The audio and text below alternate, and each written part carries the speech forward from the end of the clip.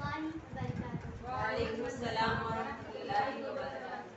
نحمده ونصلي على رسوله الكريم أما بعد فأعوذ بالله من الشيطان الرجيم بسم الله الرحمن الرحيم. كلا إذا بلغت التراقي وقيل من راق وظن أنه الفراق والتفت الساق بالساق. معزز سامعات، آج کے اس ناریہ میں میری تقریر کا عنوان ہے سکرات کا عالم. عزیز سامعات، سکرات کی سختیاں بڑی خوفناک ہوتی ہے.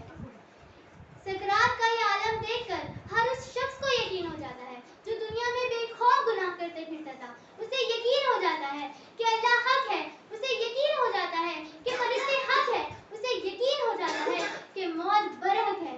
معزز سامعات، اللہ رب العالمین نے قرآن مجید میں کئی مرتبہ موت کا ذکر کیا ہے. بڑی مشہور آیت کریمہ جو ہم سب کو یاد ہے، کل نفس ذائقۃ الموت، کہ ہر نفس کو موت کا مزہ چکھنا ہے. اس آیت کریمہ میں اللہ تعالیٰ نے ہر اس جاندار جس میں جان ہوتی ہے، انسان، جاندار، چرند پرند، عشرۃ الارض، سانپ، بچھو، کیڑے مکوڑے وغیرہ، ان سب کے بارے میں بیان فرمایا. دوسری جگہ اللہ تعالیٰ فرماتا ہے کل من علیہا فان. اس آیت کریمہ میں اللہ تعالیٰ جن چیزوں میں جان ہوتی ہے ان چیزوں کے علاوہ، یعنی آسمان، زمین، سورج، چاند، ستارے، ان چیزوں کے بارے میں فرماتا ہے. اللہ کہتا ہے کل من علیہا فان، کہ دنیا کی تمام چیزیں فنا ہونے والی ہیں سوائے اللہ کی ذات کے. تیسری جگہ اللہ تعالیٰ فرماتا ہے سکرات کا ذکر کر کے اور اس کی وضاحت کر کے ہمیں بتاتا ہے وَجَاءَ سَكْرَةُ الْمَوْتِ بِالْحَقِّ، کہ سکرات ہر انسان کو آنے والی ہے، سکرات ہر انسان کو آ پہنچے گی. اللہ تعالیٰ قرآن مجید میں فرماتا ہے وَجَاءَ سَكْرَةُ الْمَوْتِ بِالْحَقِّ، کہ سکرات کی سختیاں انسان کو آ پہنچے گی. معزز سامعات، اسی طرح چوتھے مقام پر اللہ تعالیٰ فرماتا ہے سکرات کا ذکر کرتے ہوئے، آیت کریمہ شروع ہوتی ہے کلا، مانا ہرگز نہیں. کلا اذا بلغت التراقی وقیل من راق وظن انہ الفراق والتفت الساق بالساق.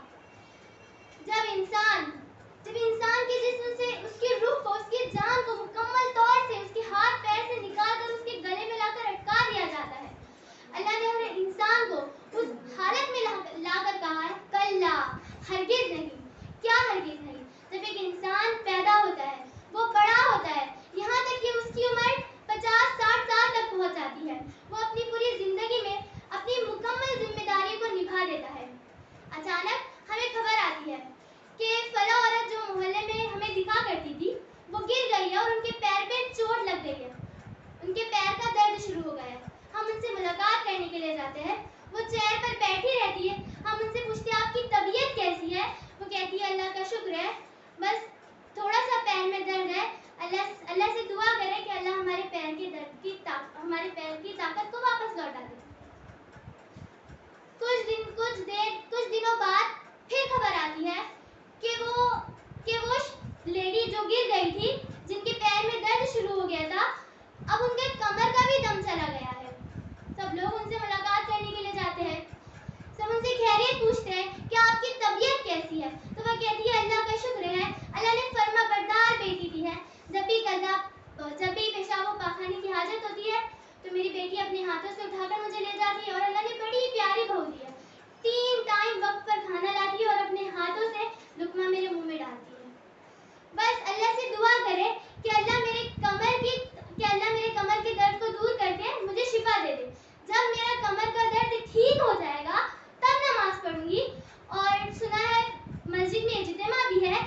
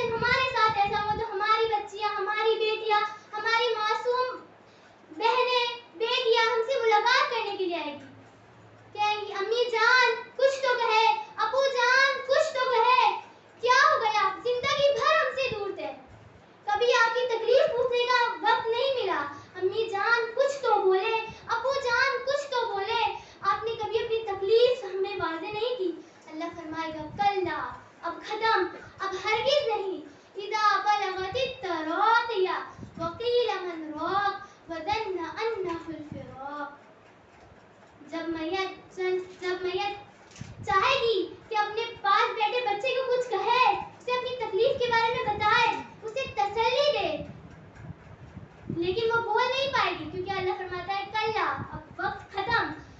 चंद औकात गुजर जाने के बाद जो आवाज गले में से निकलती थी वो आवाज भी बंद हो गई, जो जबान हरकत करती थी वो जबान हरकत करना भी बंद हो गई, जो होठ मार लेते थे वो होठ मारना भी बंद हो गए।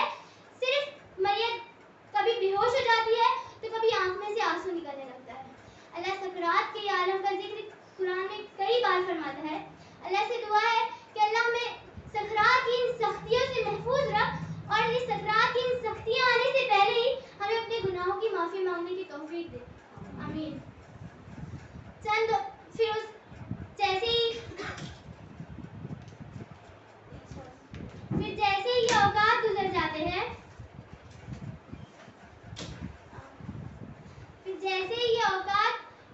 जाते हैं, तो फरिश्ते, अल्लाह कहता है तब उनकी रूह कब्ज करने के लिए फरिश्ते आते हैं। अपने मैयत को कहते हैं, वो सुना होगा कि दरवाजा बंद करो, वहाँ कोई है, वो मुझे बुला रहा है, वो मुझे आवाज दे रहा है, उससे मुझे बचाओ। अल्लाह कहता है कि फरिश्ते उसकी रूह कब्ज करने के लिए आते हैं। जब फरिश्ते आते हैं उसकी रूह कब्ज करने के लिए तो वो अल्लाह से मोहलत मांगता है। अल्लाह को कहते हैं परवरदिगार, ये कैसा वक्त आ गया, एक वक्त मैं जवान था, मेरे हाथ पैर खेला करते थे। दो फरिश्ते उसकी रूह कब्ज करने के लिए आएंगे, वो कहेंगे अल्लाह ज़ोहर का वक्त हो रहा है, या अल्लाह असर का वक्त हो रहा है, या अल्लाह थोड़ी सी मोहलत दे दे, मुझे नमाज पढ़नी है। अल्लाह कहेगा कल्ला, हरगिज़ नहीं, अब वक्त खत्म। फरिश्ते, इंसान, मैयत अल्लाह से मोहलत मांगेंगी। हम अल्लाह से कितनी मोहलत मांगेंगे? 1 साल, ऐ परवरदिगार नहीं चाहिए। 1 महीना, ऐ अल्लाह नहीं चाहिए। 1 दिन, ऐ परवरदिगार नहीं चाहिए। 1 घंटा नहीं चाहिए। हम अल्लाह से कितनी मोहलत मांगेंगे?